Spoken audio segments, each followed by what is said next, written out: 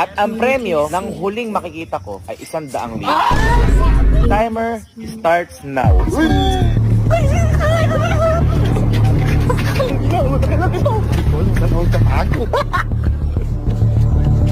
Ay!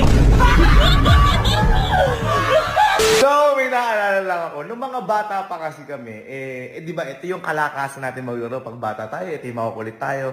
May isa kasi kami laging ginagawang laro nun sa bahay namin, sa unang bahay namin. At ito yung itpurikit o tagu-taguan. Kaso, dahil nga maliit yung unang bahay namin na yun, kami nila papa, lagi kami nagkakahulihan, saglit lang, ganyan. Kaya lagi may sinasabi sa amin yung tatay namin na kapag naglalaro kami doon na, anak, pag nagkaroon tayo ng bakuran, kapag lumaki yung bahay natin, maglalaro tayo niyan, magpapapremyo ako, kaya galingan nyo na magtago. Yun yung lagi niyang sinasabi. At yun yung pangarap naming laruin na parang, syempre, hindi naman na matutupad yun.